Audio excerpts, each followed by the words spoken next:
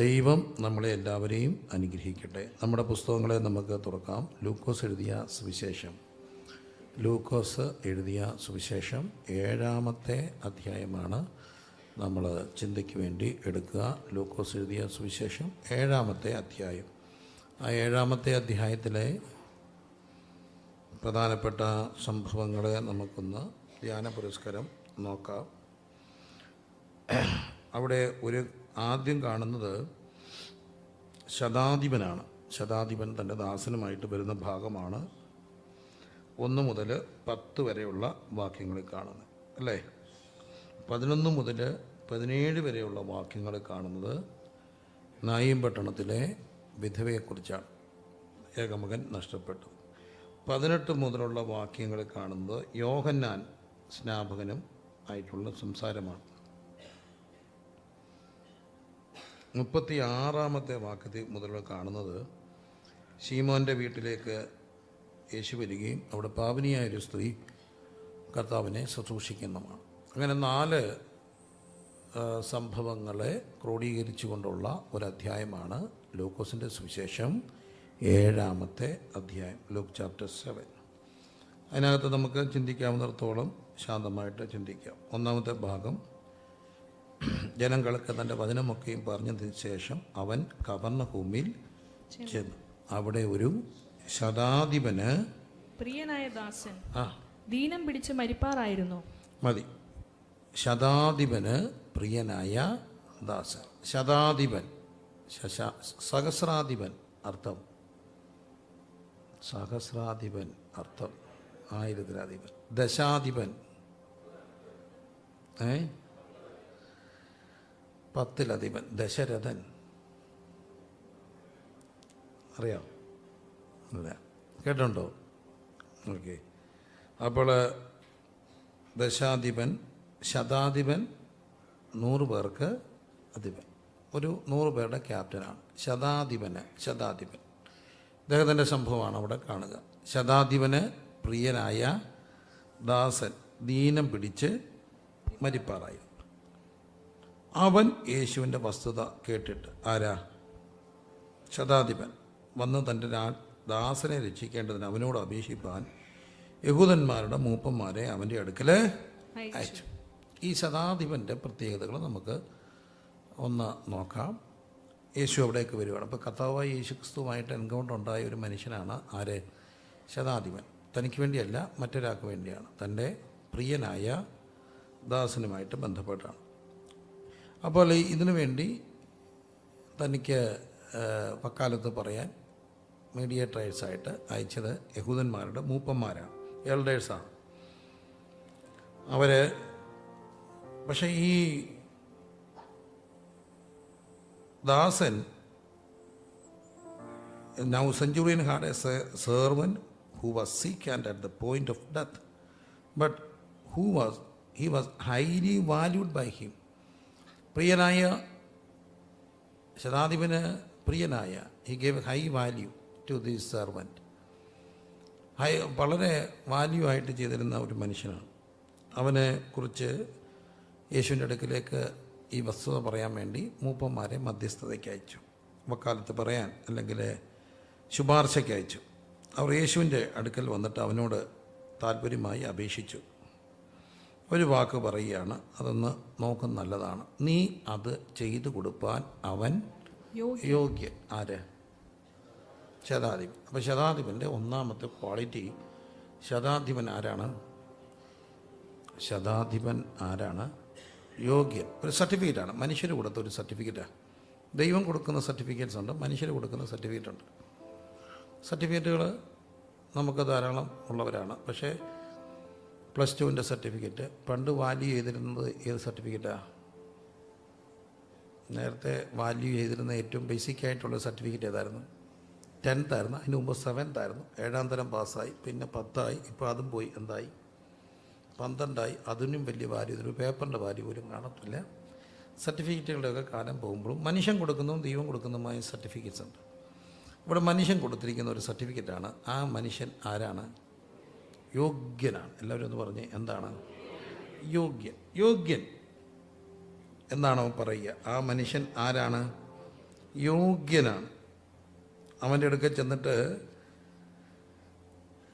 അവൻ നമ്മളെ പറ്റി പറയാൻ അവന് he is worthy to have you do these for him. He is വർത്തി.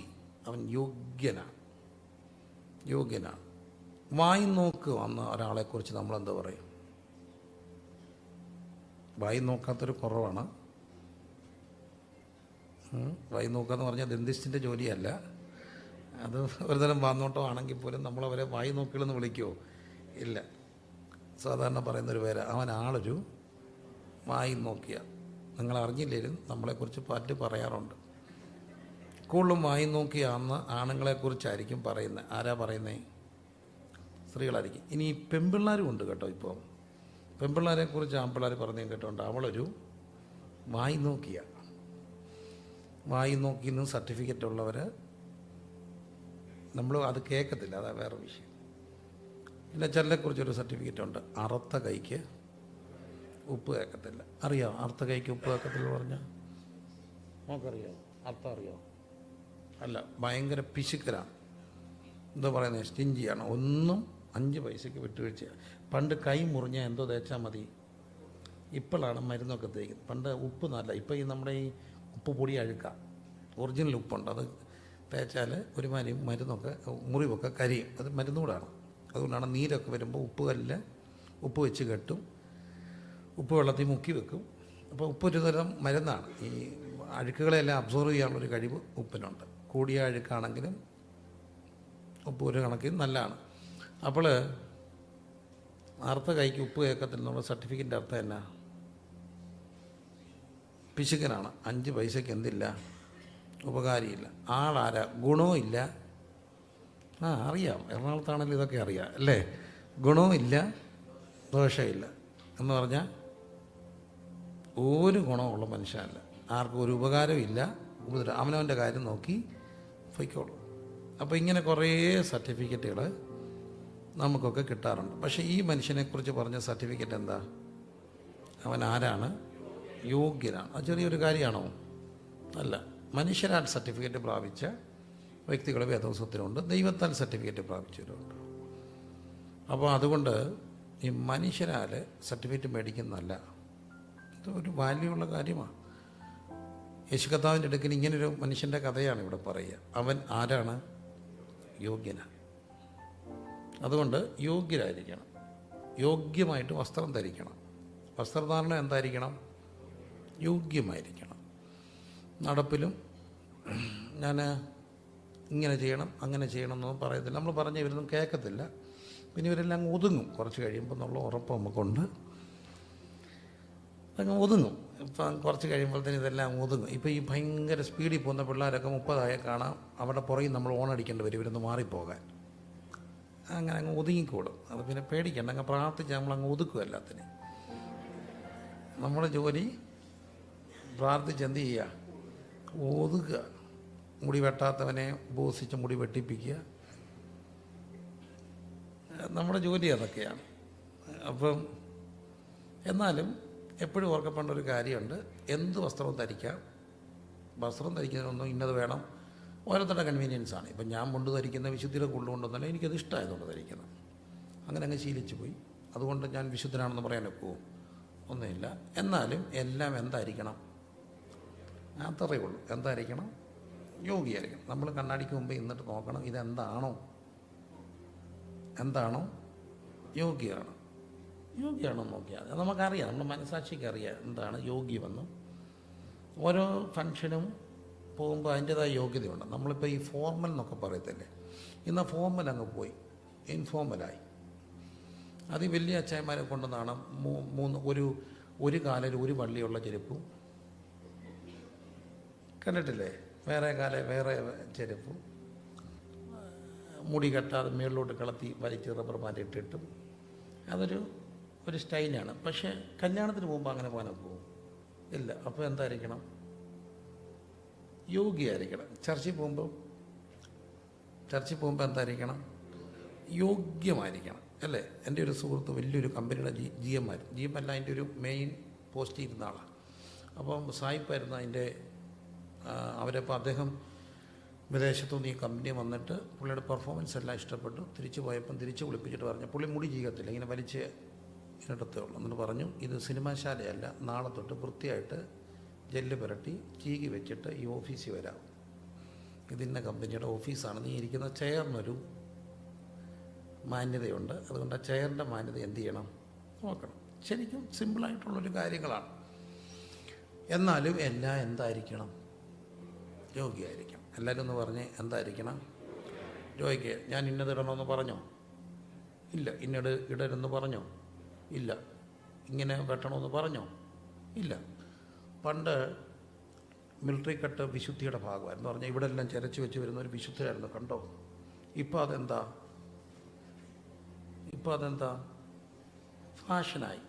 അപ്പോൾ ഒരിക്കലത്തെ ഫാഷൻ ഒരു സമയത്തെ എന്താകും, വിശുദ്ധിയാകും. ഒരിടത്തിലെ വിശുദ്ധി പിന്നെന്താകും, ഫാഷനാണ്. ഇതെല്ലാം മാറി മാറി വരും. ഫാഷൻ എപ്പോഴും ഇങ്ങനെ ഒരു റൊട്ടേഷനാണ്. പണ്ടത്തെ കാറുകൾ പോലെ വീണ്ടും പഴയ കാറുകൾ ഫാഷനാകുന്നു. ഓരോ സമയത്ത് ഓരോന്ന് എന്താകും. ഇടയ്ക്ക് ടൈറ്റ് പാൻറ്റ് ഫാഷനായി, ഇപ്പം എന്തായി, ലൂസ് പാൻറ്റ് ഫാഷനായി. പണ്ടെന്തായിരുന്നു, ലൂസായിരുന്നു. അപ്പോൾ ഓരോ സമയത്തും ഓരോന്ന് വരും. അത് തന്നെ എന്ത് ചെയ്തും വരും, തിരിച്ചും വരും, അല്ലേ? നോക്കിക്കോ, അധികം താമസിയാതെ ഫംഗ്ഷനൊക്കെ ചട്ടയും മുട്ട് കൊടുത്ത ചേച്ചിമാർ വരും. നിങ്ങൾ ഉറപ്പായിട്ട് നോക്കിക്കോ, വലിയ മെയിൻ ഫംഗ്ഷനൊക്കെ നല്ല വെള്ള ചട്ടയും മുണ്ടൊക്കെ എടുത്ത ചേച്ചിമാർ കൊന്തയൊക്കെ ഇട്ട് ഈ കുണുക്കൊക്കെ ഇട്ട് വരുമ്പോൾ അന്ന് അതെന്തായിരിക്കും, ഫാഷനായിരിക്കും. അപ്പം എന്ത് വേണമെങ്കിലും ചെയ്യാം. പക്ഷേ ഒറ്റ കാര്യം, മനസാക്ഷിയോട് ചോദിക്കുക, എന്താണോ യോഗ്യമാണ്. എങ്ങനെ വേണമെങ്കിലും സംസാരിക്കാം, പക്ഷേ എന്തായിരിക്കണം, യോഗ്യമായിരിക്കണം. ഈ അൺപാർലമെൻ്ററി വേർഡ്സ് എന്നൊക്കെ പറയത്തില്ലേ, പാർലമെൻ്ററി ഉണ്ട്, അൺപാർലമെൻ്ററി വേർഡ്സ് ഉണ്ട്. എപ്പോഴും നമ്മൾ സംസാരിക്കുമ്പോൾ എന്ത് സംസാരിക്കണം, യോഗ്യമായിട്ട് സംസാരിക്കണം. ഇപ്പോഴത്തെ ഈ പിള്ളേരുടെ എല്ലാം വായുടെ അറ്റത്തൊരു ഇഷ്ടപ്പെട്ടാലും സന്തോഷം വന്നാലും ദുഃഖം വന്നാലും ഒരു ചീത്ത വരും. മനസ്സിലായില്ലേ? ചീത്ത വരും. അങ്ങനെ ഒരു ചീത്ത പറഞ്ഞു ഒരു പയ്യൻ. എപ്പോഴാണെന്നറിയാം, അവൻ കല്യാണം കഴിഞ്ഞു. കേൾക്കണേ, കെട്ടാറാകുന്ന പിള്ളേരെല്ലാം കേൾക്കണം. അവൻ കല്യാണം കഴിഞ്ഞ്, പ്രത്യേകിച്ച് ആൺപിള്ളേർ കേൾക്കണം. കല്യാണം കഴിഞ്ഞപ്പോൾ ഇവൻ ഭയങ്കര ഡിസിപ്ലിനാണ്, നല്ല എല്ലാം അടുക്കി പറക്കി വെക്കുന്നവനാണ്. അവൻ്റെ പെണ്ണ് കെട്ടി വന്നപ്പോൾ അവളെ ഈ ഗൗണെല്ലാം കൂടെ ഇട്ടിട്ട് പിന്നെ മാറത്തില്ലേ, അടുത്ത ഫോട്ടോഷൂട്ടിന് വേണ്ടി എല്ലാം മാറി ഇവൻ അവൻ്റെ മുറിയിലോട്ട് ചെന്നപ്പോൾ ഇവൾ ഗൗണും എല്ലാം കൂടെ ഊരി അവൻ്റെ കട്ടിലേ ഇട്ടേക്കുക. എന്നിട്ട് ഇവൾ അടുത്ത് കിട്ടുകൊണ്ട് ഫോട്ടോയ്ക്ക് പോയി ചാടി ഇറങ്ങി വന്നു. അപ്പം ഇവളിങ്ങനെ കട്ടിലെ, ഇവൻ നോക്കിയപ്പം കട്ടിലെ മുഴുവൻ സാധനം, ഇവനാണെങ്കിൽ കട്ടിലെ ഒന്നും ഇടത്തില്ല. അവളാണെങ്കിൽ കട്ടിലെ ബെഡ്ഷീറ്റ് മടക്കാത്ത പാർട്ടിയാണ്. ഇവൻ്റെ അപ്പം മിലിറ്ററിക്കാനായതുകൊണ്ട് മടക്കി വെക്കുന്ന പാർട്ടിയാണ്.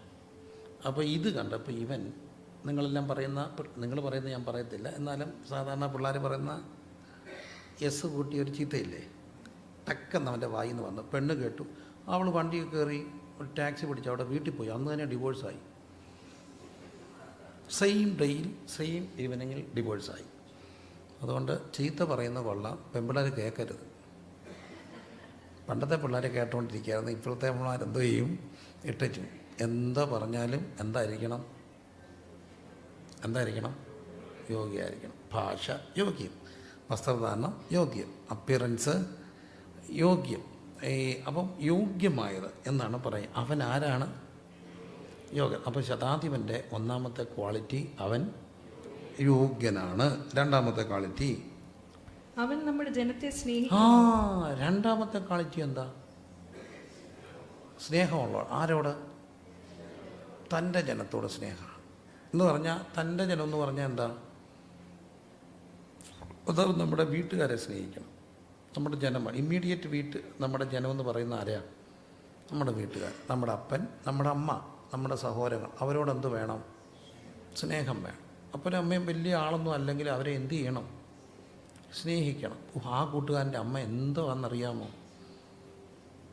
ആ ചെറുക്കൻ്റെ പപ്പ എന്തുവാണെന്നറിയാമോ, അതിന് പകരം നമ്മുടെ ഒരു കോന്തൻ ഒന്നും പറയല്ലേ. അപ്പനെ അമ്മയെ എന്ത് ചെയ്യണം, സ്നേഹിക്കണം. ചിലരുണ്ട് അവർ വലിയ കൂട്ടുകാരൊക്കെ ആയ ഇച്ചിരി പ്രായവ്യത്യാസമുള്ള ഇളയത്തങ്ങളെ കൂട്ടത്തില്ല, അവരെ അങ്ങ് ഒഴിവാക്കരുത്. അവർക്ക് ഭയങ്കര കോംപ്ലക്സ് ഉണ്ടാവും. പിന്നത്തേത് അനിയത്തിമാരെ അനിയന്മാരെ എന്ത് ചെയ്യരുത്, ഒഴിവാക്കരുത്. കൂട്ടുകാരെ കാണുമ്പോൾ പൊടിയോന്ന് പറയരുത്. ഇളയത്തങ്ങളെയൊക്കെ ഒഴിവാക്കരുത്. അവരെ എന്ത് ചെയ്യണം? സ്നേഹിക്കണം. അല്ലെങ്കിൽ അവർക്ക് ഭയങ്കര കോംപ്ലക്സ് ഉണ്ടാകും. വീട്ടുകാരെ എന്ത് ചെയ്യണം? സ്നേഹിക്കണം. കെട്ടി വന്ന വീട്ടുകാരെ എന്ത് ചെയ്യണം?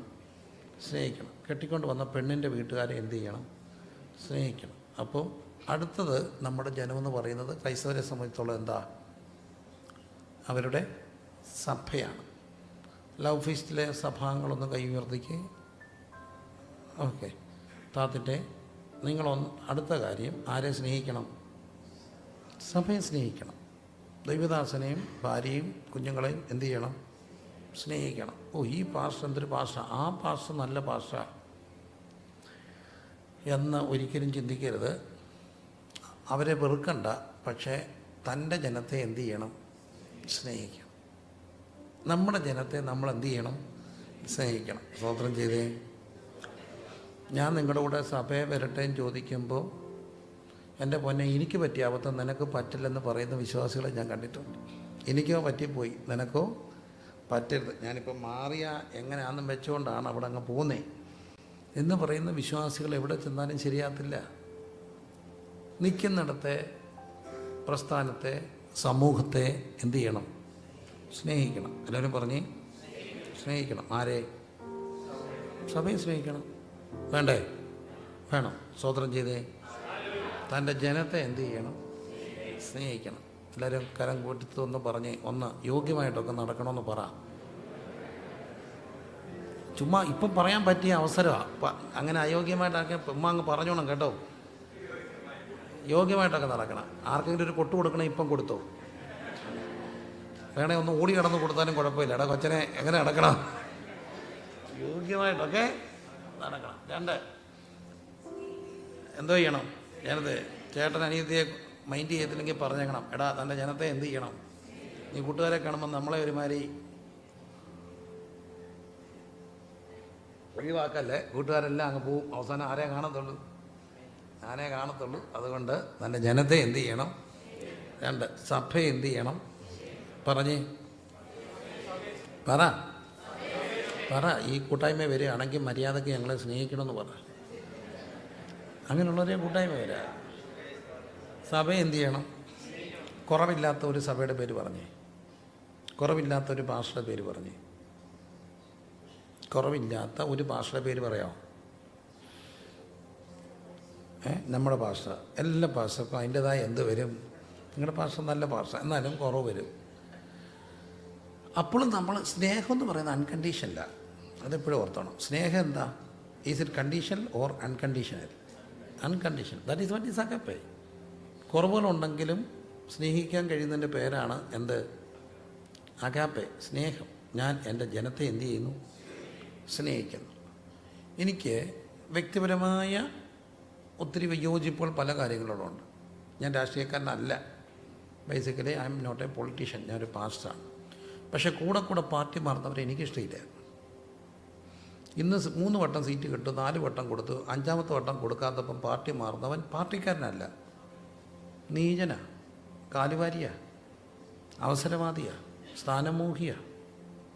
പ്രസ്ഥാനത്തെ എന്ത് ചെയ്യണം? സ്നേഹിക്കണം. കൊണ്ട് നടന്ന് ഇത്രയും വെട്ടും വലുതാക്കി. ഞാനൊരു പെന്തക്കോസ്തുകാരനാണ്. ഞാൻ ന്യൂ ഇന്ത്യ ദിവസവരെ ശുശ്രൂഷകനാണ്. നിൽക്കുന്നിടത്തോളം കാലം ആ പ്രസ്ഥാനത്തെ എന്ത് ചെയ്യണം? സ്നേഹിക്കണം. മനസ്സിലാകുന്നില്ലേ? അപ്പം തൻ്റെ ജനത്തെ എന്ത് ചെയ്യണം? പ്രാദേശിക സഭയോട് എന്ത് വേണം? സ്നേഹം വേണം. അപ്പോൾ 1ാമത്തെ ക്വാളിറ്റി അവൻ ആരാണ്? യോഗ്യനാണ്. 2ാമത്തെ ക്വാളിറ്റി തൻ്റെ ജനത്തെ എന്ത് ചെയ്യും? സ്നേഹിക്കുന്നവനാണ്. ചിലർ പറയത്തില്ല വീട്ടുകാരെ സ്നേഹിക്കത്തില്ല, നാട്ടുകാരെ എല്ലാം എന്ത് ചെയ്യും? സ്നേഹിക്കും. നാട്ടുകാരെ സ്നേഹിക്കരുതെന്ന് വേദോസം പറഞ്ഞോ? ഇല്ല. പക്ഷേ ആരുകാരെ സ്നേഹിക്കണം? വീട്ടുകാരെ സ്നേഹിക്കണം, തന്നെ സ്നേഹിക്കണം. അതുകൊണ്ടാണ് യേശുക്രിസ്തു പറയുന്നൊരു വാക്കുണ്ട്, നിന്നെപ്പോലെ നിൻ്റെ. അപ്പോൾ നമുക്ക് ആരോട് സ്നേഹം വേണം? അല്ല, നിന്നോടൊരു സ്നേഹം വേണം. സ്വന്തമായിട്ടൊരു സ്നേഹം വേണം. സ്വന്തമായിട്ട് സ്വയത്തെ വെറുക്കുന്നവൻ ഒരിക്കലും ആരെയും എന്ത് ചെയ്യാനൊക്കത്തില്ല? സ്നേഹിക്കാനൊക്കത്തില്ല. നമ്മളോട് നമുക്കെന്ത് വേണം? സ്നേഹം വേണം. നമ്മളെ സ്നേഹിക്കണം. ആരെ? നമ്മളെ. ചുമ്മാ കണ്ണാടിക്ക് മുമ്പിലൊക്കെ പോയി എന്ന് പറയണം ഞാൻ എന്തൊരു സുന്ദരനാണേ, വട്ടാന്ന് ആരും കേൾക്കരുത്. അങ്ങനെ ഞാൻ നല്ല സുന്ദരിയാണ് കേട്ടോ. ഞാൻ ഇന്ന് കൊച്ചിൻ്റെ കൂടെ ഒരു ഫോട്ടോ എടുത്തു. അവളെ ബ്ലാക്ക് പാൻറ്റും ബ്ലാക്ക് ഷർട്ടും ഒക്കെ ഇട്ട് വന്നപ്പോൾ ഞാൻ എൻ്റെ വൈഫിനെ വിളിച്ച് പറഞ്ഞു, കമാൻഡോയെ കെട്ടി ഇവളെ കൊണ്ടുപോവാ. എന്ത് സ്റ്റൈലാണെന്നറിയാം അവൾ അല്ല. അപ്പം എനിക്കൊക്കെ ഇഷ്ടപ്പെട്ടു. അപ്പം നമ്മളെ എന്ത് ചെയ്യണം?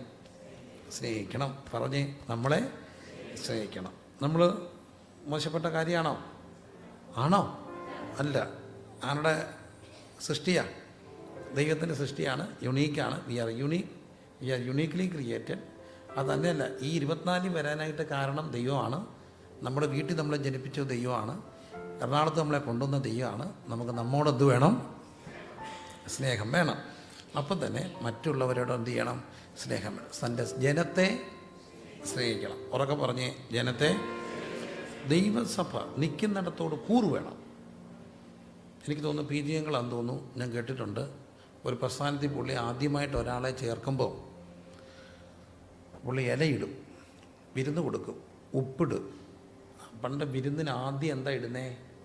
ഉപ്പാണ്. ഉപ്പ് വിളമ്പി അതിൻ്റെ അർത്ഥം എന്നാണെന്നറിയാമോ? ഒടുവിൽ പഴവും പഞ്ചസാരയും ഉണ്ടെന്നുള്ളതിൻ്റെ തെളിവാണ് ഉപ്പ്. നമ്മുടെ നസ്രാണി വിരുന്നിന് 4 കോഴ്സായിരുന്നു. കോഴ്സ് കേട്ടിട്ടില്ലേ? First course, second course, third course. അത് ലോകത്തെ പഠിപ്പിച്ചത് മലയാളിയാണ്, സായിപ്പല്ല. ഫസ്റ്റ് കോഴ്സാണ് കട്ട്ലേറ്റും സലാഡും. സെക്കൻഡ് കോഴ്സാണ് ബ്രെഡും സ്റ്റൂ.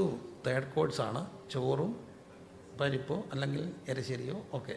ഫോർത്ത് കോഴ്സാണ് പഴവും പാനിയും അല്ലെ പഞ്ചസാരയും തൈരും പഞ്ചസാരയും. 4 കോഴ്സ് കൂട്ടി ഉണ്ണാൻ ലോകത്തെ പഠിപ്പിച്ചത് ആരാ? നസ്രാണി, ക്രിസ്ത്യാനി, നമ്മളാ. പിന്നെ സായിപ്പ് പഠിച്ചേ 4 കോഴ്സ്.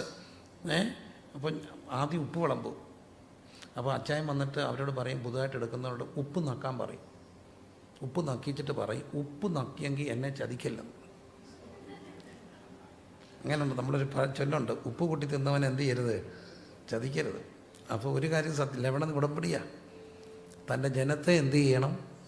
സ്നേഹിക്കണം. ജനത്തെ സ്നേഹിക്കുന്നു. ഇനി 3-ാമത്തെ കാര്യം, അവൻ തൻ്റെ ജനത്തെ എന്ത് ചെയ്യുന്നു? സ്നേഹിക്കുന്നു. അടുത്തത്, ഞങ്ങൾക്കൊരു പള്ളിയും തീർപ്പിച്ചു തന്നിരിക്കുന്നു. പള്ളി തീർപ്പിച്ചു എന്ന് പറയുന്നത് എന്താണ്? അവരുടെ ഒരു ആവശ്യത്തിൽ അവരെന്ത് ചെയ്തു? ഇടപെട്ടു. അന്ന് അവർക്ക് പള്ളിയായിരുന്നു ആവശ്യം. അതുകൊണ്ട് ഈ ശതാധിപൻ തൻ്റെ കഴിവുകൾ ഉപയോഗിച്ച് പള്ളി തീർത്തു. ചിലപ്പോൾ അന്ന് ശതാധിപനായതുകൊണ്ട് പള്ളിക്ക് സ്ഥലം ചോദിച്ചപ്പം ഗവൺമെൻറ് അപ്രൂവൽ വേണമായിരിക്കും, പഞ്ചായത്തിൻ്റെ സാങ്ഷൻ വേണമായിരിക്കും. ഇന്നത്തെ പോലെ അറിയില്ല. എന്തൊക്കെയാണേലും ആ കാര്യങ്ങളിലൊക്കെ ഈ പുള്ളി എന്ത് ചെയ്തു? ഇടപെട്ടു. അപ്പം ജനത്തെ സ്നേഹിക്കുക മാത്രമല്ല, ആ ജനത്തിൻ്റെ പ്രശ്നങ്ങളിൽ എന്ത് ചെയ്യണം? ഇടപെടണം. നമുക്കിപ്പോൾ സൊമാലിയയിൽ പോയി ഒന്നും ചെയ്യാൻ ഒത്തില്ലെങ്കിലും നമ്മുടെ സഭയിലെ ഒരു വിശ്വാസി മരിച്ചാൽ എന്ത് ചെയ്യാനൊക്കും? സഭയിലെ ഒരു വിശ്വാസി മരിച്ചാൽ എന്ത് ചെയ്യണം? പോയി കാണണം, കണ്ടിരിക്കണം. അല്ലാത്തൊരു വിശ്വാസികളല്ല. കല്യാണത്തിന് വിളിച്ചില്ലേ പോകണ്ട. ഇപ്പോൾ എല്ലാവരെയും കൂടെ കല്യാണത്തിന് വിളിക്കാൻ ഒക്കത്തില്ല. റെപ്രസെൻറ്റേറ്റീവ്സോ പ്രിയമുള്ളവരോ അല്ലെങ്കിൽ പൊതു ഇത്ര പേരൊക്കെ ആയിരിക്കും പോകുന്നത്, പോക്കോട്ടെ. പക്ഷെ ചത്ത എന്ത് ചെയ്യണം? പോകണം. 2, രോഗിയാണെങ്കിൽ എന്ത് ചെയ്യണം? പോയി കാണണം. വേണ്ടേ? വേണം. എന്ത് ചെയ്യണം? ജനത്തിൻ്റെ പ്രശ്നങ്ങളിൽ എന്ത് ചെയ്യണം? ഇടപെടണം. ഞങ്ങൾക്കൊരു ആൻറ്റിയുണ്ട്, കല്യാണത്തിന് പോത്തില്ലേലും ആര് മരിച്ചാലും, അത് പണക്കാരാകട്ടെ പാവങ്ങളാകട്ടെ, ചാച്ചിക്ക് അറിയാവുന്നവരാകട്ടെ അറിയാത്തവരാകട്ടെ, സഭയിൽ ഒരാൾ മളിച്ചാൽ ബോഡി എടുക്കുമ്പോൾ അവിടെ കാണും. ബോഡി എടുക്കുന്നിടം വരെ അവിടെ കാണും. ബോഡി കൊണ്ട് വെക്കുമ്പോൾ അവിടെ ഇരിക്കും, പോകുമ്പോൾ ഇരിക്കും. അതൊരു മാന്യതയുടെ ഭാഗം. ആരോടുള്ള സ്നേഹ? സഭയോടുള്ള സ്നേഹം. സഭ എത്ര വലുതായാലും നമ്മളെത്ര തിരക്കാണെങ്കിലും ജനത്തിൻ്റെ വിഷയങ്ങളിൽ എന്ത് ചെയ്യണം? ഇടപെടണം. ഒരാൾ രോഗിയാണെങ്കിൽ ഒന്ന് പോയി എന്ത് ചെയ്യണം? കാണണം. ഒരാളെ കണ്ടില്ലെങ്കിൽ എന്ത് ചെയ്യണം? തിരക്കണം. അതൊക്കെ ഒരു സമൂഹത്തിൻ്റെ ഭാഗമാണ്. തൻ്റെ ജനത്തെ സ്നേഹിച്ചത് മാത്രമല്ല, ജനത്തിൻ്റെ പ്രശ്നങ്ങളിൽ എന്ത് ചെയ്തു? ഇടപെട്ടു. പ്രശ്നം ഉണ്ടാക്കുകയല്ല, പ്രശ്നങ്ങളിൽ എന്ത് ചെയ്തു? ഇടപെട്ടു. പറഞ്ഞേ, ആവശ്യങ്ങളിൽ എന്ത് ചെയ്യണം? ഇടപെടണം. കണ്ണിലൊക്കെ നോക്കി പറ, ആവശ്യങ്ങളിലൊക്കെ എന്ത് ചെയ്യണം? ചിലപ്പോൾ പാസ്റ്റർ പറയും, നമുക്കൊരു TV വേണം, അല്ലെ ഒരു മൈക്ക് സെറ്റ് വേണം, അല്ലെ ഒരു പുതിയ സംഭവം വേണം എന്നൊക്കെ പറയുമ്പോൾ പല്ല് കടിക്കരുത്. ആവശ്യങ്ങളിൽ എന്ത് ചെയ്യണം? ഇടപെടണം. പറഞ്ഞേ, ആവശ്യങ്ങളിൽ ചൊല്ലുണ്ട്. ഇവിടുത്തെ ഇടപെടത്തില്ല. വടക്കേന്ത്യയെക്കുറിച്ച് ഭാരമാണ്. മിഷനാണ്. മിഷൻ. ഈ മിഷൻ സഭയെ സ്നേഹിക്കാതെ മിഷൻ നടത്തുന്ന പലരും സഭ അത് ചെറിയൊരു കാര്യമല്ല. പ്രാദേശിക സഭ എന്ന് പറയുന്നത് ചെറിയൊരു കാര്യമാണോ? അല്ല. അതുകൊണ്ട് വടക്കേന്ത്യക്ക് വേലയ്ക്ക് കൊടുക്കരുത് ഞാൻ പറഞ്ഞോ? ഇല്ല. ഞാൻ കൊടുക്കുന്നവനാണ്. എന്നെ കൊണ്ട് ആവോളം ഒക്കെ ചെയ്യാവുന്ന ഒക്കെ ചെയ്യുന്നു. ഇന്നത് ചെയ്തൊന്നും പറയാൻ കണ്ണിൽ കാണുന്നതും അറിയുന്നതും ഒക്കെ ചെയ്യുന്നുണ്ട്. അപ്പോൾ ഒരു കാര്യം ഞാൻ പറയുന്നത്, അപ്പോഴും എവിടെ ഇടപെടണം? ജനത്തിൻ്റെ പ്രശ്നങ്ങളിൽ എന്ത് ചെയ്യണം? ഇടപെടണം. ഉറക്കെ പറഞ്ഞേ, ജനത്തിൻ്റെ പ്രശ്നങ്ങളിൽ. അവർക്കൊരു പള്ളി വേണം. അവൻ ഞങ്ങൾക്ക് എന്ത് തീർപ്പിച്ച് തന്നു? ഒരു പള്ളിയും തീർപ്പിച്ച് തന്നിരിക്കുന്നു. Hallelujah, hallelujah, hallelujah. Quality number 1. അവൻ ആരാണ്? യോഗ്യൻ. സർട്ടിഫിക്കറ്റ് യോഗ്യൻ. അതുകൊണ്ട് നമ്മളും ആരായിട്ട് നടക്കണം? യേശു വരണ്ടേ? ആരായിരിക്കണം? യോഗ്യൻ. ഞങ്ങൾ ഇഷ്ടമുള്ള ഡ്രസ്സ് ധരിച്ചോ, നോ പ്രോബ്ലം. എന്തായിരിക്കണം? കോണ്ടസ്റ്റുകൾ ഡിഫറൻസാണ്. ഞാൻ എപ്പോഴും പറയുന്നൊരു കാര്യമുണ്ട് പിള്ളേരുടെയൊക്കെ. ഞാനൊരു റാന്നി എന്ന കൊച്ചു ഗ്രാമത്തിലെ ഒരു വിശ്വാസിയാണ്. എൻ്റെ വിശ്വാസികളിൽ ഭൂരിപക്ഷം സർവ്വസാധാരണക്കാരായ വിശ്വാസികളാണ്. ഇവിടെ കുറച്ചുകൂടെയൊക്കെ പട്ടണവാസികളാണ്. അതിൻ്റെതായ വ്യത്യാസങ്ങൾ എപ്പോഴും ഉണ്ട്. പട്ടണത്തിൻ്റെ കൾച്ചറാണോ ഗ്രാമത്തിൻ്റെ കൾച്ചർ? അല്ല. ഞാൻ ഞായറാഴ്ച രാവിലെ ഒരു ബുൾഗാൻ താടിയൊക്കെ വെച്ച് ഇതെല്ലാം പഠിച്ച് ഇവിടെ മാത്രം വളർത്തി ഇല്ല. എനിക്ക് അവിടെ എവിടെയൊക്കെ ഓരോന്നുള്ളൂ. എന്നാലും ഇച്ചിരി ഒപ്പിച്ച് ഇതൊക്കെ ഒന്ന് വളർത്തി ഒരു 3/4 പാൻറ്റും ഒരു ടീഷർട്ടും ഒക്കെ ഇട്ട് കയറി ചെന്ന്, come on guys, we are going to worship the lord, come on everybody. എന്ത് സംഭവിക്കും? അതെന്തല്ല, ആ കൾച്ചറിൽ എന്തല്ല. അതേസമയം ഒരു യൂത്ത് വർഷിപ്പ് മാത്രം ഉള്ളിടത്ത് ചിലപ്പോൾ അതിനെന്തില്ല. പിള്ളേർ മാത്രം വൈകിട്ടൊരു ഒരു പ്രാർത്ഥിക്കാൻ കൂടിയിരിക്കുമ്പോൾ ടൈയും സൂട്ടും ധരിച്ച് വരേണ്ട ആവശ്യമുണ്ടോ? അതും ഒരുതരം പ്രശ്നം. അപ്പം കോണ്ടസ്റ്റിൽ എല്ലാം എന്തായിരിക്കണം? യോഗ്യമായിരിക്കണം. ഉറക്കെ പറഞ്ഞ് എന്തായിരിക്കണം? യോഗ്യമായിരിക്കണം. അപ്പം നമ്മളെപ്പോഴും യോഗ്യരായിരിക്കണം. ഭാഷയോഗ്യം, ദൈവം, അതിൻ്റെ എല്ലാം ക്വാളിറ്റി നമ്മളെ ഒരു ക്രൈസ്തവ സംസ്കാരത്തിലാണ്. ഈ വെസ്റ്റേൺ കൾച്ചറിലൊക്കെ അവർ തിങ്കൾ മുതൽ ഇപ്പോൾ അതെല്ലാം മാറുന്നത്. ഞാൻ കുറേ വർഷങ്ങൾ ട്രെൻഡുകൾ ഇപ്പോഴും ഉള്ളവരുണ്ട്. പ്രായമുള്ളവരുടെ ചർച്ചിലൊക്കെ അവർ ഞായറാഴ്ച വെൽ ഡ്രസ്ഡ് ആയിരിക്കും. അവർ സൺഡേയിൽ ഒരാഴ്ച ഒരുങ്ങാൻ നടന്നാലും എപ്പോൾ ഒരുങ്ങും? സൺഡേ. കാരണം അതിന് കൊടുക്കുന്ന പ്രാധാന്യമാണ്. അപ്പോൾ എപ്പോഴും ഓർക്കുക, നമ്മൾ ആരായിരിക്കണം? യോഗ്യമായിരിക്കണം. രണ്ടാമത്തെ കാര്യം, ജനത്തെ എന്ത് ചെയ്യണം? സ്നേഹിക്കണം. മൂന്നാമത്തെ ക്വാളിറ്റി, ജനത്തിൻ്റെ പ്രശ്നങ്ങൾ എന്ത് ചെയ്തു? ഇടപെട്ടു. സ്വതന്ത്രം ചെയ്യാമോ? ജനത്തിൻ്റെ പ്രശ്നങ്ങൾ എന്ത് ചെയ്തു? ഇടപെട്ടു. വിഷയങ്ങളിലൊക്കെ ഇടപെടേണ്ട. ചുമ്മാ കയറി എല്ലാത്തിനകത്തും തലയിടരുത്. എന്നാൽ ഒരു ആവശ്യം വന്നാൽ, എന്നെക്കൊണ്ടൊരു ആവശ്യം ഉണ്ടെങ്കിൽ അതിനകത്ത് എന്ത് ചെയ്തിരിക്കണം? ഇടപെട്ടിരിക്കണം. കോൺട്രിബ്യൂട്ട് ചെയ്യുകയോ പ്രാർത്ഥിക്കുകയോ ഉപവസിക്കുകയോ ഒക്കെ ചെയ്യണം. നാലാമത്തെ ഒരു കാര്യമാണ്, ഈ ദാസൻ ഇപ്പോൾ കിടക്കുന്ന ആളുടെ വീട്ടിലാണ്, ശതാധിപൻ്റെ വീട്ടില്ല. ദാസിനെ വീട്ടിയിട്ട് ശുശ്രൂഷിക്കേണ്ട കാര്യം ശതാധിപനുണ്ടോ? ഇല്ല. ഉണ്ടോ? ഇന്ന് പലർക്കും ആരുപോലും ഭാരമാണ്. മാതാപിതാക്കളെ വീട്ടിയിട്ട് ശുശ്രൂഷിക്കുന്നവർ കുറവാണ്. മാറുക, കോണ്ടസ്റ്റല്ല. ഇപ്പോഴത്തെ പലരിനോട് പറഞ്ഞിട്ട് ഏറ്റവും ട്രെൻഡായിട്ടുള്ള കാര്യം ചെയ്യാൻ ഒക്കുന്നത്, കാശുണ്ടാക്കുകയും ചെയ്യാം, കാര്യങ്ങൾ നടക്കും, മിഷൻ എന്ന പേരാകും. എന്താണ്? ഓൾഡ് ഏജ് ഹോം നടത്തുക. കാരണം ഇപ്പോൾ എല്ലാ പിള്ളേരും പുറത്തു പോയി. ഇവിടെ ഒഴിവാക്കപ്പെടുന്ന ആരാ? മാതാപിതാക്കളാണ്. സ്വന്തം മാതാപിതാക്കളെ നമുക്ക് വീട്ടിൽ സംരക്ഷിക്കാൻ പാടാം. അപ്പം പിന്നെ മറ്റുള്ളവരുടെ കാര്യം പറയണം. പക്ഷേ ഈ ദാസ്, എനിക്ക് അത്ഭുതം തോന്നി. ഈ ശതാധിപൻ തൻ്റെ വീട്ടിലകത്ത്, എൻ്റെ പുരയ്ക്കകത്ത് വരാൻ യോഗ്യനല്ലെന്ന്. അപ്പോൾ ഈ ദാസനെ എവിടെ ശുശ്രൂഷിക്കുക? മരിക്കാറായി ദാസൻ ഇപ്പം കിടക്കുന്ന ആട്ടെ വീട്ടിലാണ്. എന്തോ മനുഷ്യനായിട്ട്. അതുകൊണ്ടൊക്കെ അവരുടെ ചരിത്രമൊക്കെ വേദോസത്തിൽ വരുന്നത്. നമുക്കിപ്പം പലരും ഈ അപരൻ നമുക്കൊരു ഭാരമായിട്ടുള്ളിടത്താണ് നമ്മൾ മനുഷ്യൻ പോകുന്നത്. ഭാര്യ കിടപ്പിലായാൽ പോലും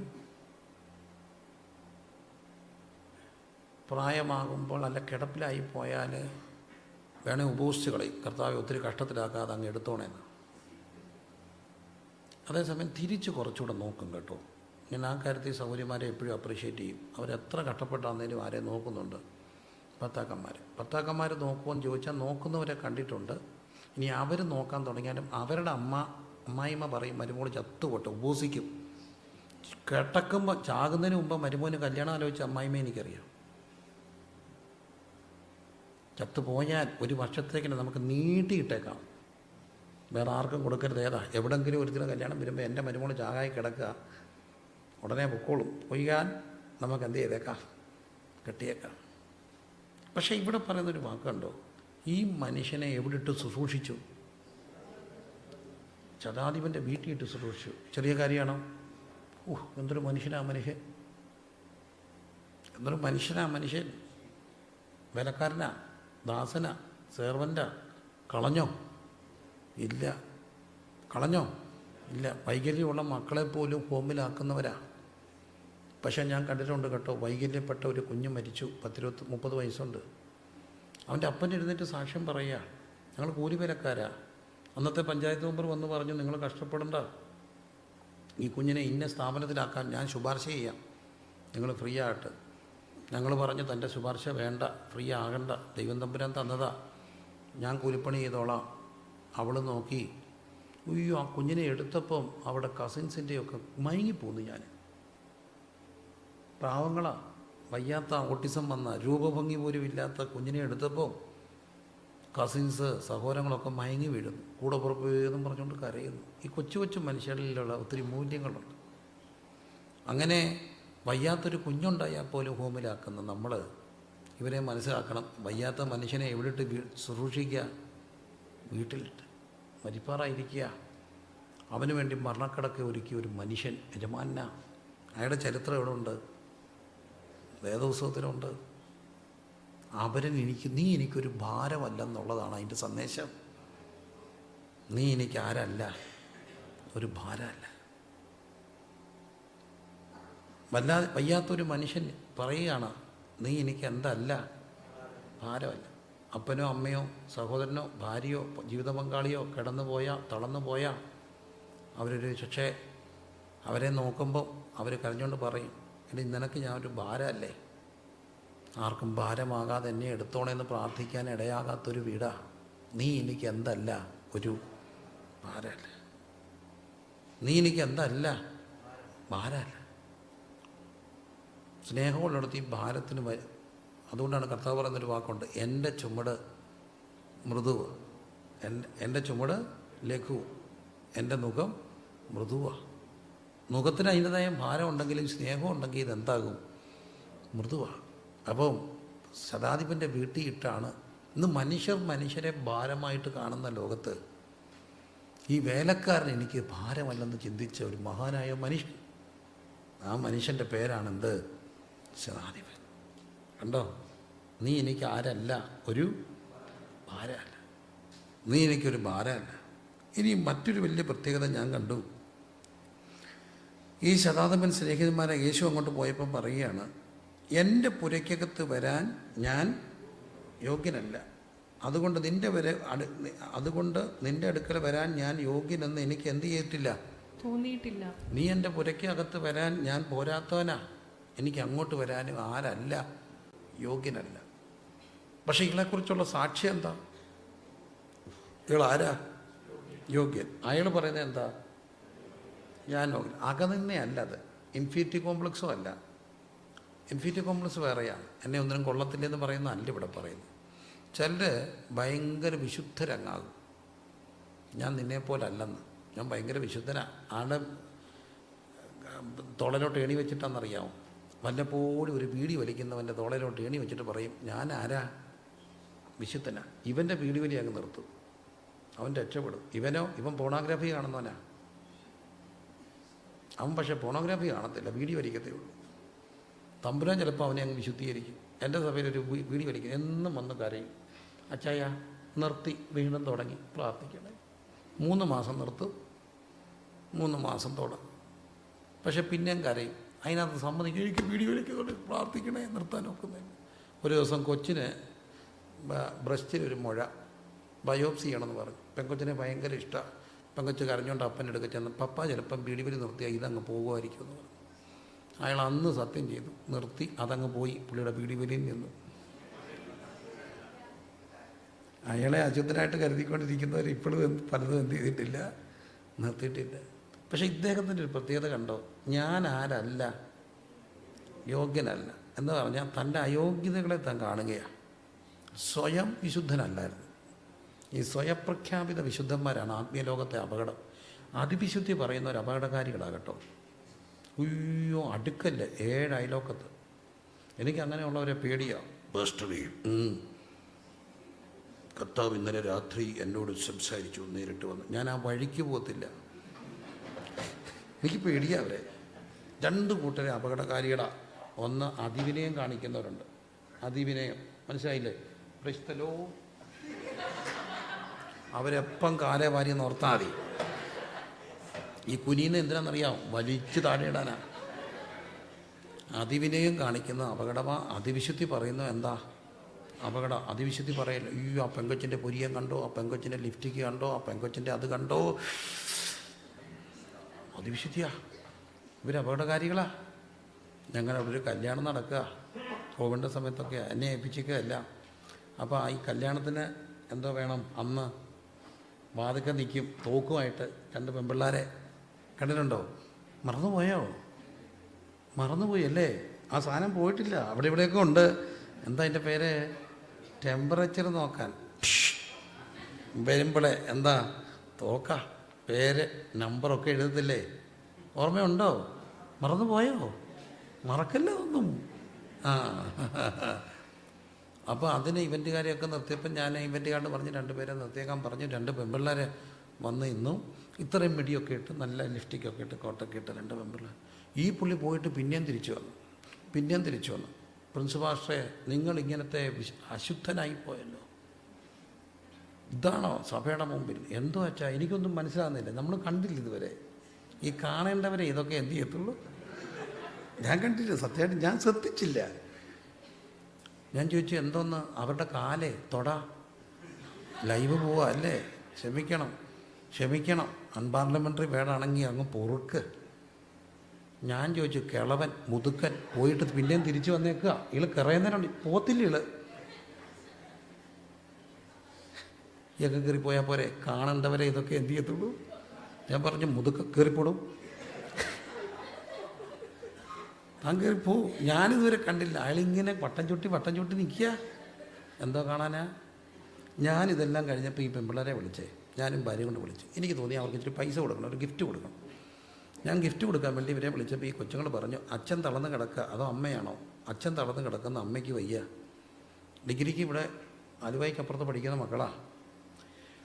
ഞങ്ങളിങ്ങനെ ആഴ്ച 1-2 ദിവസമൊക്കെ ഇത് കിട്ടുമ്പം പോകും. അതിന് 10,000 രൂപ കിട്ടും. അതുകൊണ്ടാണ് ഞങ്ങൾ എന്ത് ചെയ്യുന്നത്, ജീവിക്കുന്നത്. ആ കൊച്ചുങ്ങൾ എന്നോട് പറഞ്ഞു, അച്ഛാ ഈ കോട്ടൊന്നും കണ്ട് അളക്കല്ലേ, ഇവൻ്റുകാർ തന്ന, ഞങ്ങളുടെ അല്ല. അപ്പോഴാണ് ഈയുടെ വിശുദ്ധിയെ എനിക്ക് ഈ അതിവിശുദ്ധി പറയുന്ന ഒരു അപകടകാരികളാണ്. പക്ഷെ ഇയാൾ പറഞ്ഞ എന്താ? ഞാനെന്തല്ല, യോഗ്യനല്ല. ഞാൻ ആരല്ല? അവനവൻ്റെ കുറവ് കാണും. വിധിക്കാൻ ദൈവം നമുക്ക് കഴിവ് തന്നേക്കാൻ. നാട്ടുകാരെ വിധിക്കാനാണോ നമ്മളെ വിധിക്കാനാണോ? നമ്മളെ വിധിക്കാനാണ്. ഞാൻ ആരല്ല, യോഗ്യനല്ല. എൻ്റെ പുരയ്ക്കകത്ത് വരാൻ പോലും യോഗ്യതയുണ്ടെന്ന് എനിക്ക് തോന്നിയിട്ടില്ല. അതതിൻ്റെ സത്യം. നമ്മൾ ആരെങ്കിലും യോഗ്യരാണോ? അല്ല. നമ്മുടെ സെൽഫ് വിശുദ്ധി കൊണ്ട് നമ്മൾ യോഗ്യരാണോ? അല്ല. കർത്താവ് നമ്മളെ നീതീകരിച്ചതാ. കർത്താവിൻ്റെ കൃപയിൽ നമ്മളെ പൊതിഞ്ഞതാ.